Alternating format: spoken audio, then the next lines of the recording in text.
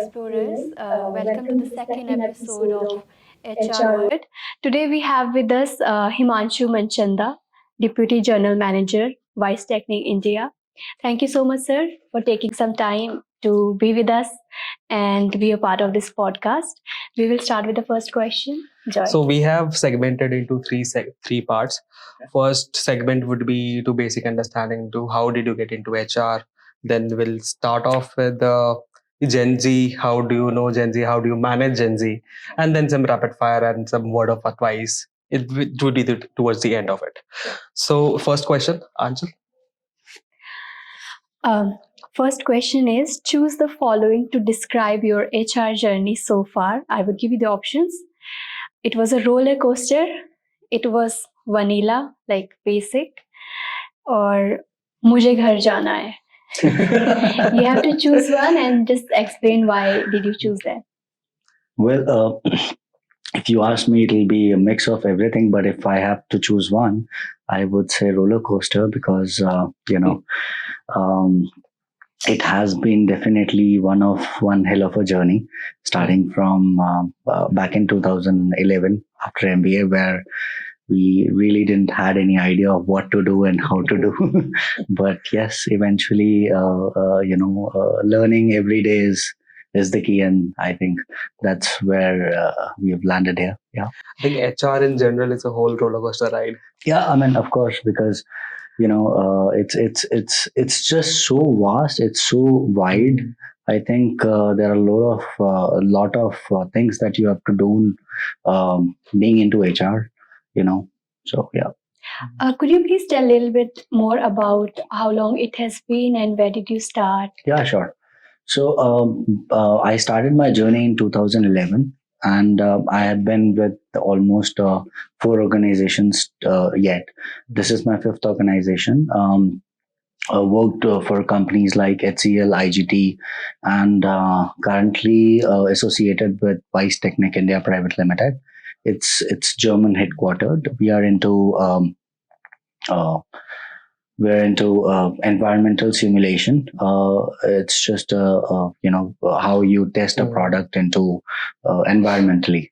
So that's a professional background, and from HR side of it, I think I have played many roles, from being a recruiter, being an account manager for client, and then started moving into HR operations, taking up small jobs, from the HR heads, and then eventually coming up to a level where you are managing the whole HR function. Yeah. So would you say you have chosen HR in the starting of a career, or it happened by chance, or it just happened you wanted to go into HR, or you had earlier plans earlier in your life? Well, I would not say I had earlier plans of being in HR. Some just fantasy in the college was to be the RJ, but and later into finance, but eventually landed up as an HR. But yes, my MBA is major into HR, so I think from that, I think it all started when I did an internship, and from that internship, everything changed in my perspective towards HR. Yeah. So next question is: it is said that HR is a people person job, and if you are a people person, you are a good HR. How much do you agree with that? I think I would have to agree 100% here with this statement, because it evolves or revolves around HR only, human resource only. Understanding human behavior is the key, and listening is the key, I would say, because when you are in HR, I think the employees are your biggest stakeholder. If you take care of them, if you listen to them, if you have a open door policy where you can understand what is required, I think most of the policies which we drive or which we eventually make are just the feedbacks of employees. We just put it in a paper with some do's and don'ts to understand, so that it does not hamper the organization. That's it, I guess. So is it enough to be people's person, or just you have to be a little more skilled than that? Of course, it comes with a lot of other. Because if I speak about myself, like Uh-huh. I am a non-HR person Yeah. trying to get into HR. I am a people person, but I don't have any skills to be in HR yet. So do you think it's easy to learn when you get into HR, or like you have to be, skilled before you get into HR? Okay. I think a lot is required beyond being a people person for sure, because right now we are not only talking about taking care of employee needs. There is vast that you have to do. Definitely administration is one part of it. I mean, personal management has always been a part of it. To understand, I would say, I'm not saying that you have to be properly very skilled, but I think you have to start reading about labor laws. You have to start reading about what's happening, and you have to be relevant to the to the Somehow industry. makes sense to Yeah. the HR Yeah. universe. All right. Next question is, if given a choice to switch career at this point, which career would you choose and why? I am very, very interested in the analytics. I have a very strong suit in playing with the data. Excel is a tool that I play almost half of my day, making reports, crunching data. So I think if at even at start of the career, if I would have been given an option to be into data analyst, would have definitely chosen that. But eventually, I think the data is coming to HR. Yeah. So we My are point trying to exactly. utilize that Now into many roles have come into place. Yes. Since AI has come into picture, there's the HR analytics. It has a lot to do with data. It has more roles have opened up in the HR analytics specifically. Yes, It has to absolutely. completely do with the data. Yeah, I mean, I'm saying that currently at my organization, analytics is not getting used in HR, but that's where I have to come into picture and start doing that. Yeah. Okay. So, what is the one quality that every HR should have, regardless of their experience, age, or gender? I think they have to be empathetic towards employee needs, because only when you understand, only when you listen to what they have to say, you almost becomes people's favorite, I would say. To put it in a crux, you are saying like you have to be a good listener. Absolutely, yes. And empathetic towards their, Empathetic towards- helpful towards And their, not try to be in HR, just be a person that You someone just can. put yourself in the Yes. shoe of Yes, exactly. what you're listening to. Of course, you have to manage your management expectations also. But yes, I think the the culture that we are currently bringing, the employee needs that we are currently taking care of, our management is aware about it, and I think they are moving towards that. So it is becoming little better, I would say, to manage the functions. Also, sometimes, like if there are conflicts, okay, and suppose me and Joy are employees and you are the HR, and we had a conflict. Mhm. So, if you are a favorite person, like Like Joy this is your favoritism comes into he is picture. your friend, let's Yes. say. Uh-huh. So, would you give him a little benefit of the doubt of that, or would you be impartial? Well, to be honest, when you are into HR, you cannot really Because have favorites. At the end, you are human, right? Yes. So, do you think that becomes a factor? It definitely becomes a factor, but I think that's where you have to be very cautious about what you say, what you, how you deal with it, because I can definitely tell you one incident that had happened with me. In my last company, during COVID, when we had to almost shut down the operations, or at a one instance where we have to get rid of one department as a whole. It's one of the departments that I sit with. I take my lunch, I take my walk, I know that I have a meeting at 4 o'clock where I have to probably fire half of them, but I really couldn't tell them even until that moment. So you have to really be. I understand that what you question that you asked me, but you have to be professional at that manner because you cannot play favorites there for sure. That's great to hear. Yeah. Because in normal layman, like we think, no, it's not the case. It's just a Yeah, I think employer's perspective. yeah, because because I feel dealing with employees you have to be very careful because you cannot let your other emotions take over your Absolutely. work for sure. In workplace, professionalism comes first beyond anything else. Yes, absolutely. Okay, so the last question of this segment would be: what are the key challenges that HR professionals commonly face in today's workplace? Like, we know some challenges are always there for Yeah. HR professionals. We are labeled as rangoli makers. We are labeled as many different things. When asked, say I saw in the Instagram reel, which say they asked a question to a general audience, which if there is a zombie apocalypse. So this interviewer asked a audience member, say if there is a zombie apocalypse, say, okay, so which organization, which department would you fire first? Okay. So without thinking, they say HR. So there are people think HR is not very significant nowadays, but it is changing picture dynamically. It is being changing. So I think, would want to elaborate on. Yeah, on sure. that. Because I think the evolution of HR has become very very strategic now. From just taking care of payroll and labor laws, then to the mid phase where you were only talking about recruitment training and and performance management. Today we're talking about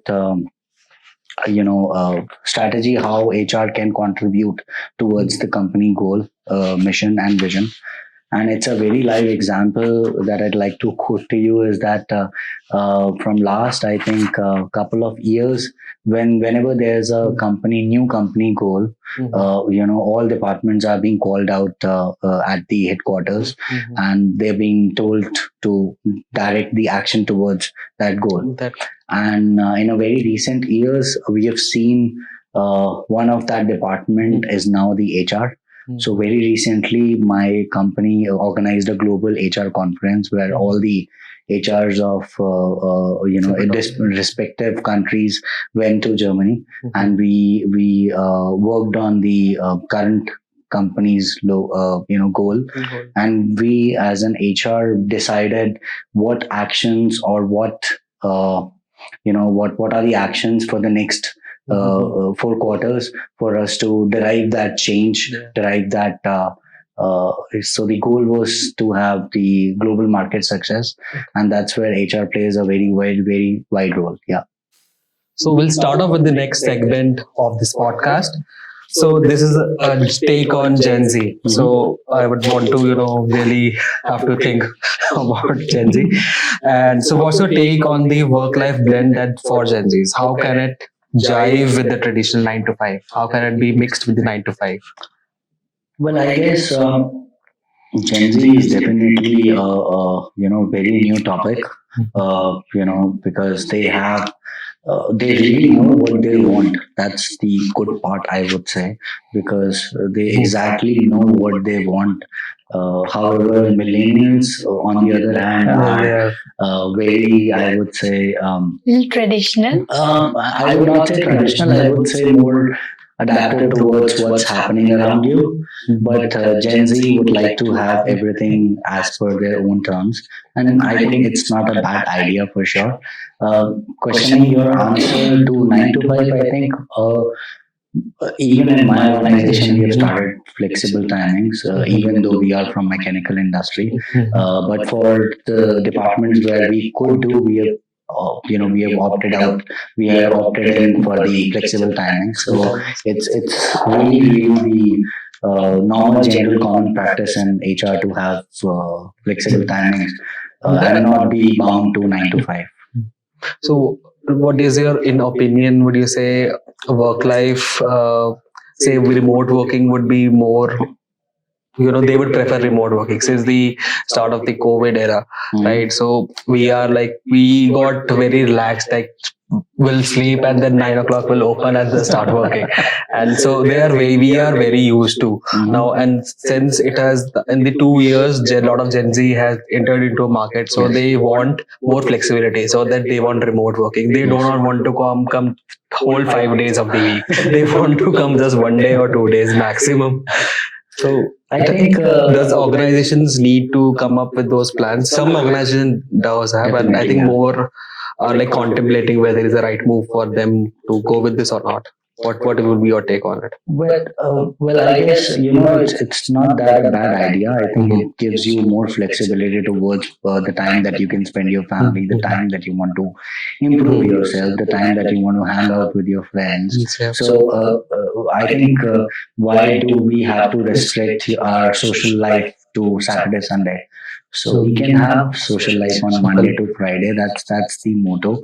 I think that is what I'm talking about. That Gen Z know what they want, so because they know they want to have a social life on Monday to Friday also. So it's okay, but I think at the moment, not many organizations have done that. But yes, it's changing every day, and yeah. All right. Next question is, if you could invent a futuristic HR tool, what problem would it solve, and what flashy name would you give it? Sorry. What What name would flashy have name would you give it?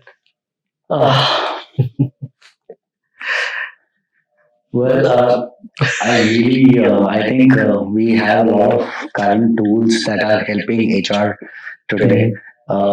you have to invent a tool? It could be Like, it could be anything. a mix of tools, you can say, just to say the Gen Zs, they won't prefer like simple one click and is done. um, I think AI is definitely there to help us do that. To change or to do everything with couple of clicks. I think. You can give an example, like what do you find most difficult, and you would Want to give it simplify a quick fix. Like, Um, the quick fix. Uh, Ideally, in HR, there's nothing really like a quick fix because you're dealing with people, emotions. But yes, on a process wise, you can obviously improve. You can, you can have automated processes. And recently, we have been digitally transforming the HR in my own company also. So I think the kind of work that I was doing couple of years back on a manual Excel, it's it's not all what I do automated. right now. So my time is saved, and I think yeah. so you are saying we have everything. I know. No, I'm not saying we have everything, but honestly. Okay, we can give it a time. We'll think about it. Next question. So, if you had to hire someone based solely on the Instagram account, what kind of post would steal the deal? Okay. It's an off. It's a very, you have to really think I mean, about yes, it. I can definitely tell you that nowadays when you hire, you don't really look only at LinkedIn. You want to look at their social profiles to know what they're doing. And one practice that I follow personally is that when someone is there for interview, I really look at the way that they are behaving with the support staff to really get to know what the person is, because your reaction or your action to the people who have really cannot do much for you is reflect what you are actually. So that's the key. But yes, So, what to kind of answer post would you your see? what kind of post probably would have been best if you could show me 2 3 posts and I could have decided. But An area or genre of post you would have liked to see? I think if someone is really understanding about or the posting about the current HR topics, maybe trying to get into like the one that you are currently doing. I think that's a very, very good idea, I would Thank say, you. because the take that you are taking or the understanding that you're trying to get from the leaders is some kind of extracurricular activities would Yes, definitely definitely. interest me for sure. Yes. So curricular Curricular activities. activities such as this podcast. Yes, I mean it's Such one as of the very good idea. I feel yes. okay. Next question. All right. So last question For for this this segment. segment. If job titles were based on employee favorite movies, what's the coolest job title you can come up with? On the movies, Yeah. Yes. You see movies, right? yes, I do, but I'm really bad in remembering names. Or picking out references for sure.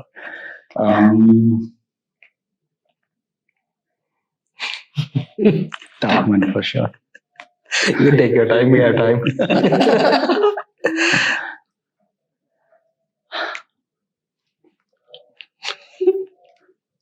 Okay, we'll Okay, come back to this recently, question. what movie We'll- did you see? Sorry. Recently, Recently, latest movies you saw?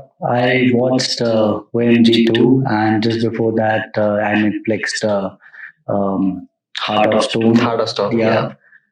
So we'll come back to this So question. I think Heart of Stone can be the HR. Yeah, the perfect. They are using AI. So they're hacking the system. Then they get to know there's a double agent, and the whole I peace think agenda the heart comes of the into picture. organization is HR, so the Heart of Stone can be one title. Yes. Heart of Nice. Stone. Good save. Okay, that's the end of this segment. Okay. So our third segment is rapid fire round. Karan Johar style. Okay. Before we dive into the questions, like you have taken a lot of interviews, right? Not per se. I think this is my first interview on camera for sure. No. On You candid have- interviews. Oh yes, absolutely. Yeah, that's Maybe more than 1,000. thousands for sure. Yes. Okay. So that brings the first question. Mhm. Favorite interview question. Favorite interview question. I'd like to give them a situation based on my current organization scenario, and like to see what they respond to. So I mean, currently it's all changing, right? We don't really hire on skill sets anymore. We really look at Soft skills. being a cultural fit or being adaptive to the current situation in the organization. So yes, I'd like to give them a little project also. I try to take some a small project that we are currently doing to understand about thinking, and we can also get some ideas for the organization for sure. We should take the tips. We Joy. should take that definitely. So next would be, what do you would prefer? Work from home, hybrid, or work for all the office? Well, Karan, if you ask me, my personal choice, I think it is 4 days at office, 1 day work from home. To be 2 days honest, leave. because I'd like to work in a setting where I have a bigger screen, and I don't really want to type much on the laptop. I would like to have one keyboard extra. But yes, I think.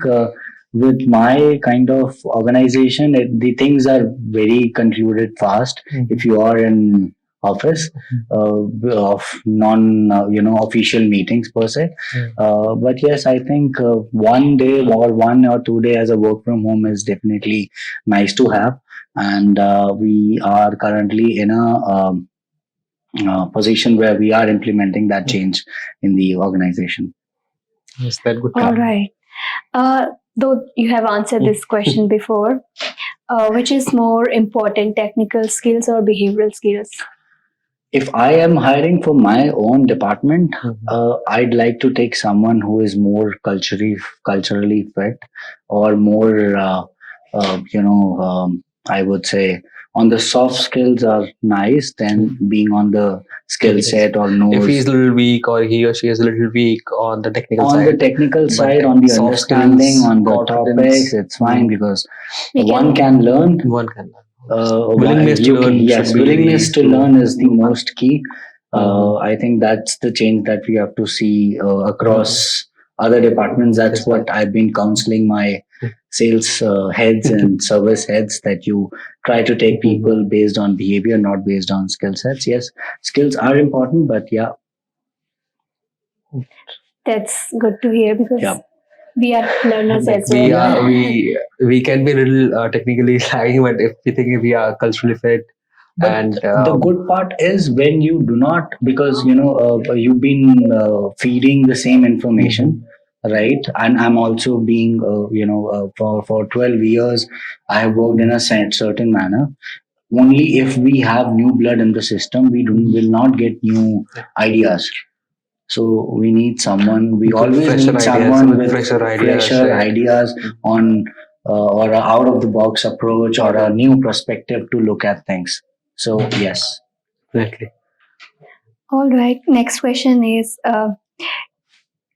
if you could hire following Bollywood stars, which HR role would you give them? Prepared? SRK. SRK. Well, he's an excellent engager, I would say. The one that I've heard about news is he makes people around him very special. So I think employee engagement or a wellness officer, I Wellness would say, officer, is yeah. something that I would like to give him for sure. Nice. Next. Alia Bhatt. Alia Bhatt. I think I'd like to give her the activities where we can have fun, because she is young, she has new ideas, and she can have fun with the people, arrange the fun activities. So the fun part of Fun part being of it HR, is the being fun HR. Fridays. Yeah. Yeah. Nawazuddin Siddiqui. Oh dear Lord. You've got to be someone. Um, Nawazuddin Siddiqui. Um, I think I'm able to connect with him as a labor law advisor or something like that. A little shady personality, the one that you get a little scared of. Yes. Or a little Correct. prank that I always like to play in office is that whenever I'm roaming around with colleagues, I tell them, you come meet me in couple of minutes in my cabin. They kind of get scared of what's going to happen. Yeah. All right. Priyanka Chopra. Priyanka Chopra. Uh, Priyanka Chopra is. I think I can really relate to her on building a company's image. I would say, because that can be very much related to talent acquisition, because she's a good she has her own name, not just in Bollywood but in Hollywood as well. Created a own Now, name. so yeah, I think once you have that name associated with you, people will be happy to come to you. Ranveer TA. Singh. Sorry. Sorry. Next is Ranveer Singh. Okay. This has got to be fun. You should give him. Yes. Ranveer Singh. Again, I mean, it's definitely related to the to bringing the fun in the organization, the kind of what we see, dances on the floor, or we see, playing pranks on the one of my acquaintances told me that they played a prank where they asked a new manager to have the CEO to as an intern to be guided through the whole orientation. So yeah, something like that. Like a prankster. Prankster. Yeah, he would Yeah. do a great job in that. Yeah. Definitely. Okay, so your likings, cubicles or open offices? A mix of both. If But you have to choose one. For HR cubicles, for sure, because there are a lot of secret discussions happening, and you wouldn't want people to know. But I think the key is to be transparent, but not before everything is decided, because then it becomes chaos. So for HR, definitely cubicles, but for rest of the team can be all open offices. floors. Okay, so your favorite office snack? Favorite office snack? uh, I mean, usually something very handy, a burger or a sandwich, maybe. As didn't answer with this answer, but wanted to hear some, much exciting answer. It's a very bland. Anyway, Okay, so he likes burgers. so emails, quick chats, or quick calls? Sorry? Emails or quick chats or quick calls? Quick calls, Like, yeah. because a lot can be discussed immediately and can be closed. You don't want to prolong an issue on the email.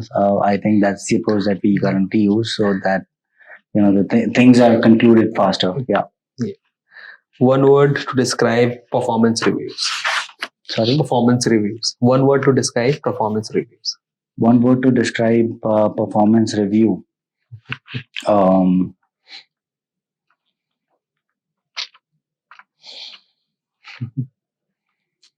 word to describe performance review. Any options? You can take it. You can just not take one word. You can take multiple words.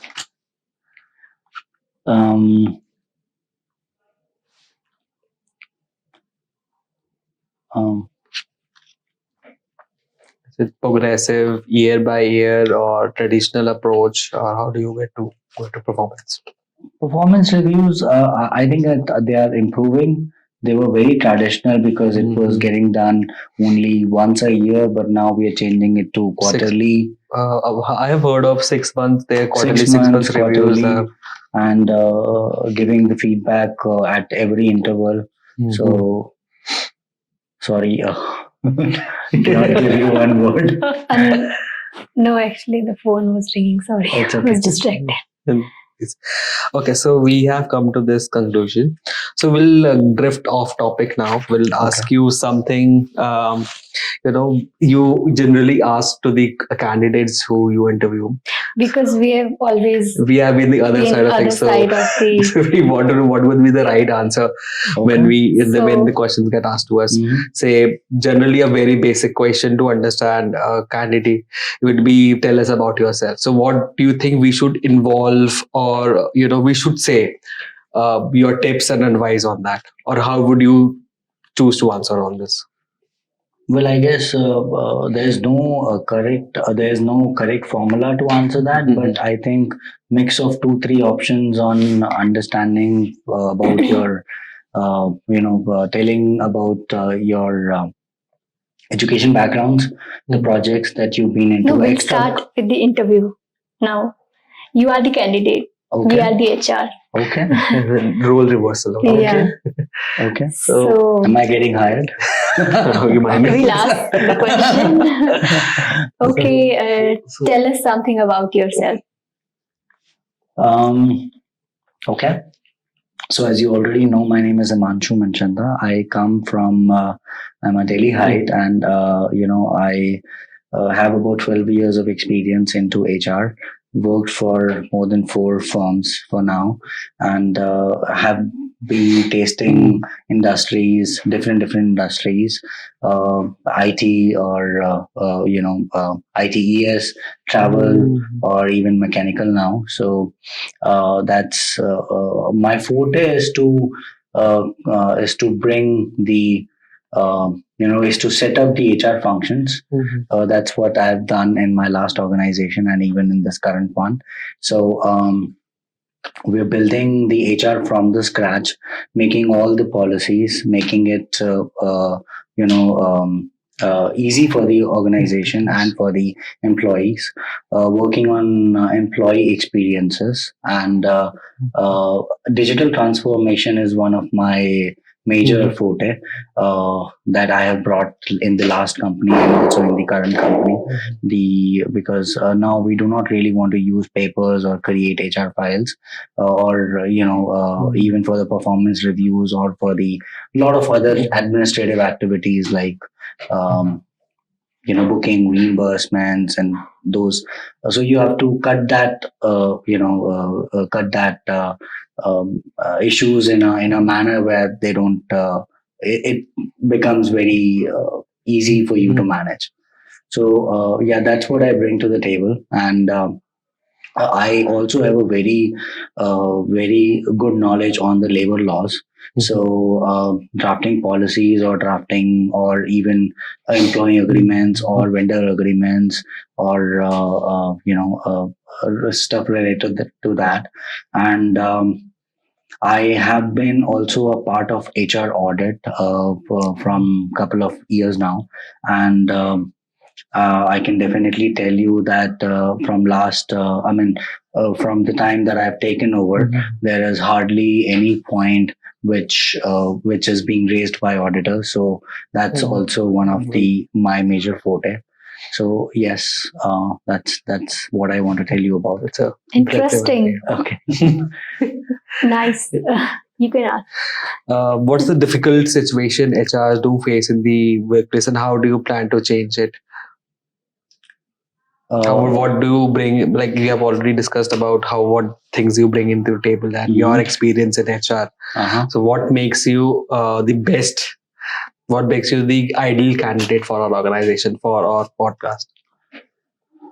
Well, I think for your podcast is because while everyone is talking about performance management, talent acquisition, my experience is little different from the other senior HR leaders. So, what's the funniest or lamest excuse you have heard in your previous organizations, and how did you resolve it? Lamest Funniest excuse you have heard in coming to office, or not wanting to work, or he wants a appraisal in his salary. How did you resolve those things? A funny experience, basically. Funny experience. Okay. Well, recently I had a small incident where we were since there is a lot of implementation, digital implementation that's happening in the organization. So we wanted to give roles to the other administration people on to help do that change. One of the resource came up to me saying that since I'm now working for different departments, can I add can you change my title? Maybe when I asked her what title are you looking for, she couldn't really come up with it, but she asked me to instead give idea about a title. Yes, and her idea was to have include administration, sales, service, and I told her that's just not possible. Yeah. That's really nice. And sometimes people make excuses like sick leave excuses. Sick leave excuses. Yeah, that's Okay. Well, I think the lamest that I've heard for too many too many to think of. Not too many. I mean, I think I'm just trying to search for a funny one for you.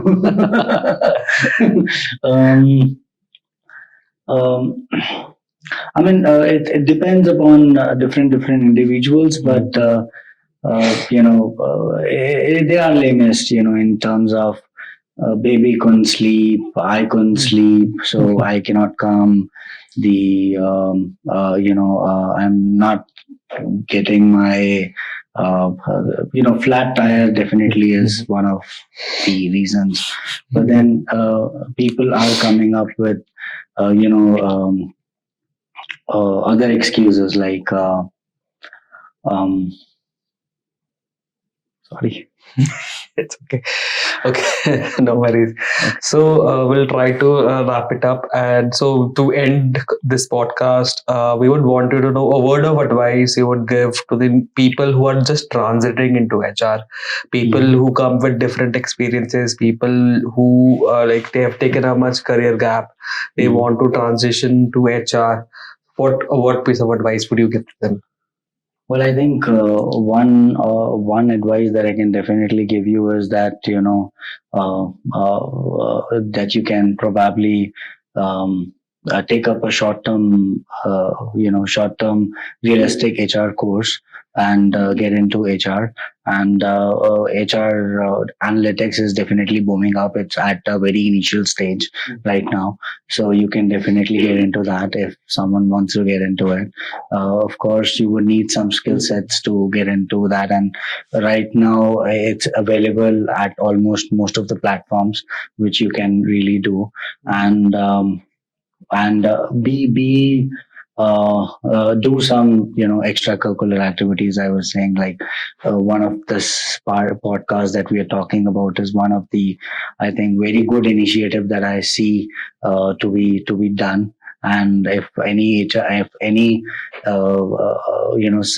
someone who has taken a break, or trying to get into HR, come up to me that these are the kind of projects that I've done, which is out of the box, not something that we usually see, definitely would catch my eye. Yes. All right. Thank you so much for coming here and sharing all Your the valuable wisdom. insights and feedback. Really, very grateful to have you on our podcast. And we'll, so anyway, so thank you so much for coming. And It was a it great was, I think time. it might be really insightful and a fun podcast for you too, as far as it was. This was very insightful. It was like gaining new experiences, learning more as we are learning from these classes that we do here, HR classes, and talking to you, talking to the HR leaders such as yourself, really good brings a good perspective that what are the challenges that we generally face and how do we become better as an HR professional. I think the main, ending point of or crux of this podcast is to bring attention towards the HR. It's just not a very basic job. HR does a very critical, crucial role Absolutely. in every Yes. organization they are, and many people now it's a very high time they understand that. Yes. The podcast is basically the idea is to bring that into attention. Okay. Thank you so much. Okay.